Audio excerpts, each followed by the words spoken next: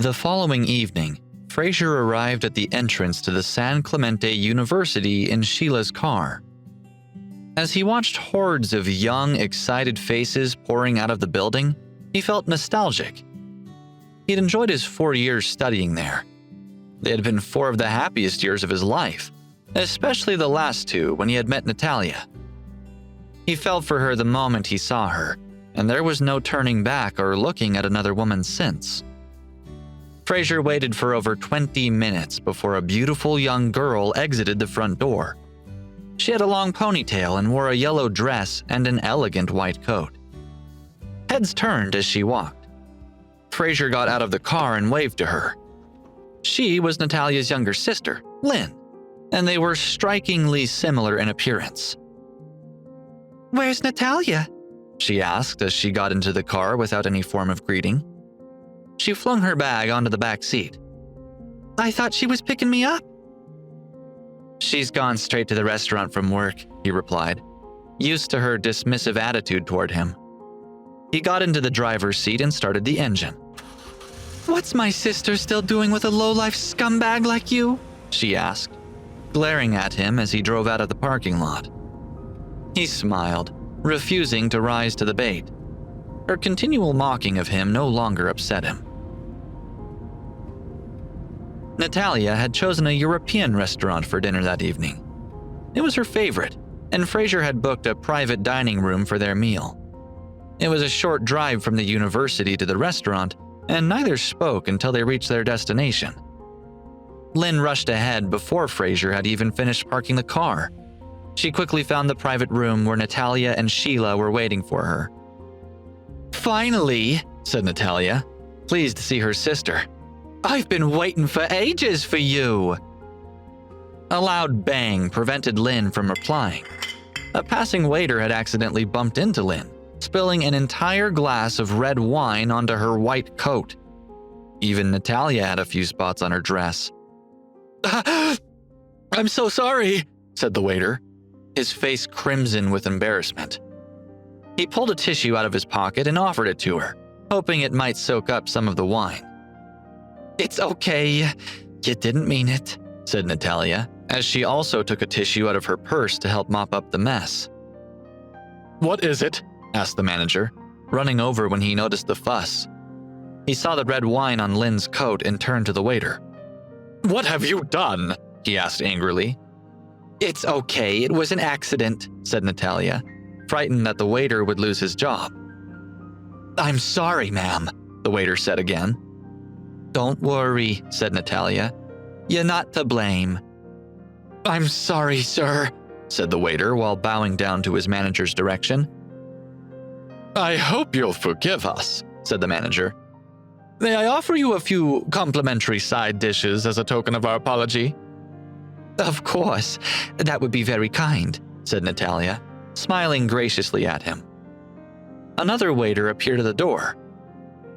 "Sir, there's someone looking for you," he said before whispering something in the manager's ear. The manager looked embarrassed. "Oh, sorry. I have something to attend to, so I won't disturb you any longer." He nodded and turned to leave. As they watched the manager leave, Natalia continued to wipe Lynn's dress. She had barely finished before the first waiter appeared again, this time holding a tray. It contained several dishes, including lobster and caviar, as well as an expensive-looking bottle of red wine. Frazier arrived after parking the car, and they all sat down and started to eat. Another waiter came with another tray of food, much to Lynn's delight. "Wow," said Sheila. "I'm going to bump into a waiter every time I come here." She hadn't paid attention as the waiter had closed the door behind him. The manager was peeping over the waiter's shoulder with a cruel smile. As the door closed, the manager returned to the kitchen. Krina McKinsey was waiting for him. "Miss McKinsey, are you pleased with what I've done?" he asked her. "Well done," she said, before she returned to the office and sat down. Frazier looked at the array of dishes in front of him, but his appetite had deserted him. He felt that something wasn't quite right. Do you know the manager? He asked Natalia. No, but one of his staff did ruin Lynn's dress, she replied. I think they've made amends in a fair manner, she added, indicating the spread before them and instantly stuffing some caviar into her mouth. It's just that there are some really expensive dishes on the table, he said. Glancing around, he noticed no one was listening to him. This is a Michelin star restaurant, he added. This food would cost way more than Lynn's dress. Lynn glared at him. Stop it, Frazier, said Natalia. She was very protective of her sister. Maybe it's their policy. He gave up. He knew that Natalia and Lynn weren't going to listen to him. Watching how Sheila had already begun digging into their feast, he decided to join them instead. Barely a morsel of food was left by the time they had finished. Natalia called for the bill, which the waiter brought very promptly. A little too promptly, thought Frazier. If you have a loyalty card, there's a 20% discount, he said as he handed her the small piece of paper. Krina stood outside the door, waiting for the fireworks to begin. Natalia took the bill off the waiter and unfolded it. I think you've given us the wrong bill, she said as she handed it back to him. We haven't eaten that much. Her hands were shaking as she returned the paper to him. What's the matter? Asked Lynn, noticing the look on her sister's face. She snatched the bill from the waiter and looked shocked upon reading the final amount. Her eyes widened in surprise. How much? Sheila's jaw dropped when she heard the amount. It's a joke, she said, quickly recovering her composure. Very funny, she said sarcastically to the waiter. There are 4 of you, and you picked the most expensive dishes on the menu, said the waiter calmly. You picked our finest lobster, caviar, escargot, and more. Don't forget the bottle of red wine you chose, which costs hundreds of dollars alone. No, you're wrong, said Sheila bluntly. The manager gave us that, remember? Yes, agreed Natalia. Could you call him over? There's been a misunderstanding.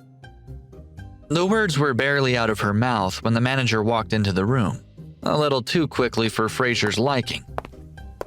Is there a problem? He asked brightly. Yes, said Natalia, standing up. We didn't order these dishes. What do you mean? He asked, the smile on his face vanishing. Have you eaten someone else's meal? No, said Sheila, her temper beginning to get the better of her. You gave us these dishes as a peace offering because your waiter ruined Lynn's dress. But now you're trying to charge us for them. That's right, said the manager innocently. I did offer you some side dishes, he added, emphasizing the word side. Sheila glanced at the small salad dishes on the table. The joke's over, said Lynn. Stop messing with us. I don't know what you're talking about, said the manager smoothly.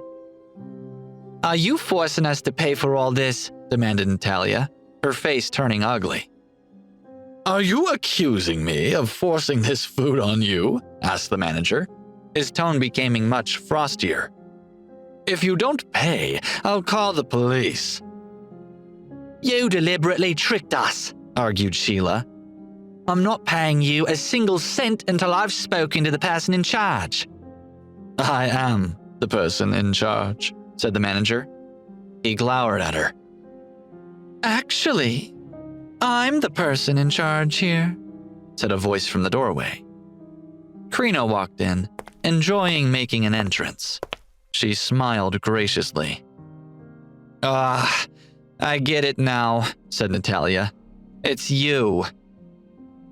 Miss Mackenzie, they're refusing to pay the bill, said the manager, pretending to complain. Why? She asked Natalia. Don't you have enough money? Security, she shouted. If you don't pay up, I'm afraid you won't be able to leave, she added as 3 security guards rushed in. The 3 women looked at one another. Several other diners had gathered at the door, causing Lynn's face to blush with embarrassment. What should we do? She said, looking at Natalia. Natalia didn't answer. Her mind was whirring as she tried to decide. Although she had some savings, it was nowhere near enough to pay the bill. Even if she ran all her credit cards up to their limits, it still wouldn't cover the amount. She sighed and opened her purse. Frazier had watched the whole affair quietly, not impressed with how quickly Natalia had caved. He walked over to Krina. "Miss Mackenzie," he said politely, "is this how you do business?" "Who are you to teach me how to do business?" Krina replied sharply. "Don't be rude to me. Pay your bill and get lost." The crowd of people at the doorway was beginning to grow. A young man pushed through the crowd and into the room, causing Frazier to smile. Frazier poured himself another glass of the expensive red wine, took a large sip, and looked right into Krina's eyes. "I'll pay the bill," he said to Krina, "but you'll refuse to accept my money."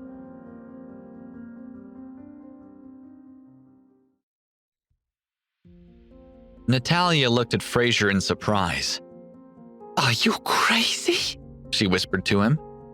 "You've only just earned that money. Don't blow it."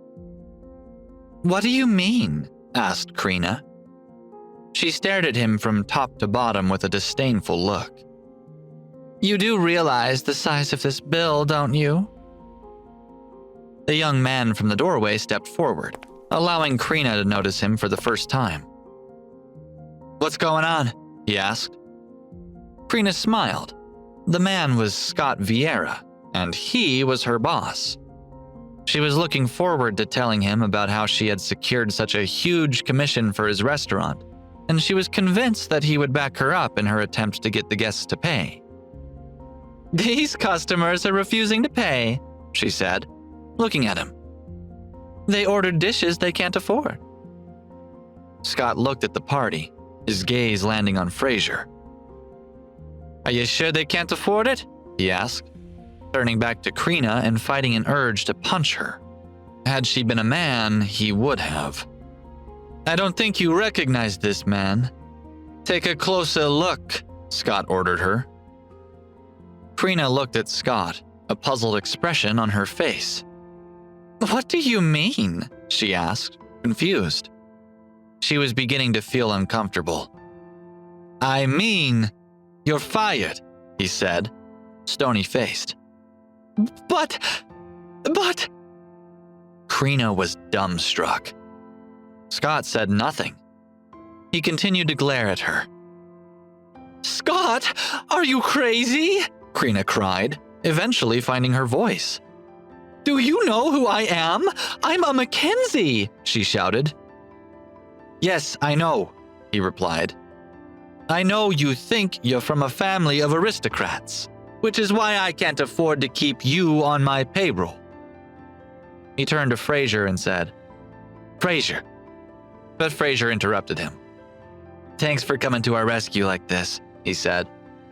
"It was a coincidence that I was able to help you recently, but I really appreciate that you've just returned the favor." Scott raised an eyebrow in surprise and confusion. He looked at Frazier's expression and, being quick-witted, immediately guessed what was going on. Scott walked over to him and offered him his hand, saying, "You're welcome. Although I can't believe you're friends with her," he added, nodding towards Sheila. The look on his face made it clear that he didn't like her. Sheila looked at Frazier and Scott in complete shock. How could Frazier Macklemore be friends with Scott Vieira? She thought cynically. She could see that Lynn was having similar thoughts, but Natalia didn't seem surprised at all. Frazier had told her that he saved his life in the past, but that was all she knew. Krina was still irate about her treatment at the hands of Scott. She wasn't prepared to be humiliated in such a way. "Scott, I don't know how you know this good-for-nothing, but I will not be treated like this. You know that our families go way back."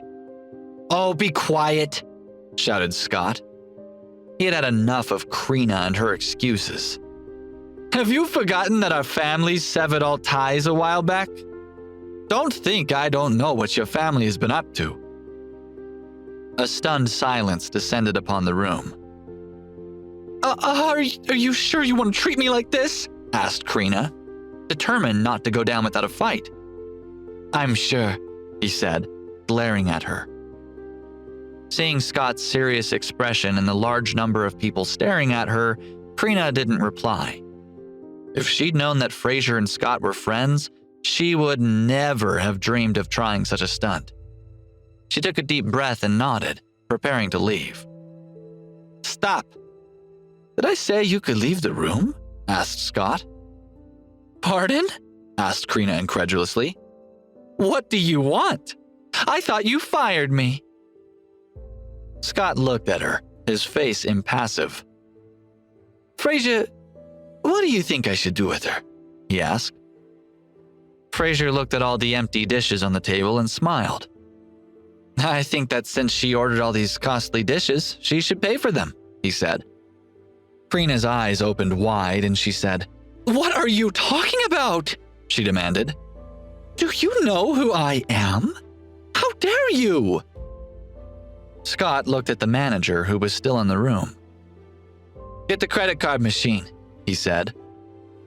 The manager ran off to get the machine as Scott turned to the security guards. "Don't let this woman leave until she's settled her debt," he said to them. The guards smiled. Krina had never treated them with much respect in the past. It was a task they were going to enjoy. No one spoke as they waited for the manager to return. Krina glared at Scott. A few minutes earlier, she planned to call the police and have Natalia and her family arrested. Ironically, she was now in danger of being the one who was arrested. The manager returned with the card reader. Krina dug her card out of her pocket and slapped it on the machine in frustration. Scott smiled as the machine beeped, letting everyone in the room know she had just spent a fortune on a meal for 4 people she hated. "Thank you, Miss McKenzie," said Scott. "Now you may leave." Krina left, flanked by the security guards. She didn't utter another word while walking out in utter embarrassment. "Frazier, is there anything you'd like to tell me?" asked Natalia suspiciously. "You know, about you and Scott?" Frazier looked at her, wondering how to explain, but Scott beat him to it. He laughed and rolled his eyes. "Didn't he tell you?" he asked. "It was years ago when we were at college. Frazier and I went camping and I accidentally fell into an abandoned mine shaft. If Frazier hadn't pulled me out and carried me home, I would have died." Frazier smiled, thinking what a great screenwriter Scott might have been if he hadn't become a businessman instead. "Oh, I see," said Natalia. "He hadn't told me the details," she added, looking doubtful. She was sure that if Frazier really had saved Scott in the past, he would have bragged about it several times. Sheila, however, was much more impressed. Coupled with his handling of the affair with Krina, he was gaining merit points with her. They chatted with Scott for a few minutes longer before they left the restaurant, unaware that they were being watched by a gloomy-looking young person. Once they had left the parking lot, this young person dug out his cell phone and made a call. "I've sent you the money," he said once the call was answered. "You should make your move now. Make sure you get it right. If you do, I'll make it worth your while." There was a pause before a deep voice replied. "I understand," he said. "Just wait 2 days, okay?" As the car sped away from the restaurant, Frazier began to notice that Natalia, Lynn, and Sheila's opinions of him had risen a little. Sheila even joked with him that she would like him to help her secure a position at the Robster Corporation. Natalia interrupted before he could say anything. "Don't waste your time, Sheila," she said. "By now, the boss will already have forgotten about Frazier." Frazier smiled. "You're right," he said, glad he didn't have to elaborate. The next few days passed without incident. Natalia and Sheila went to work as usual, and Lynn returned to college for the week, planning to come home again for the weekend. Natalia was looking forward to Lynn's return. She left work early, planning to cook her favorite meal in celebration of her return. She set the table and laid all her carefully prepared dishes out on it, waiting for her noisy entrance. She smiled. She missed her sister.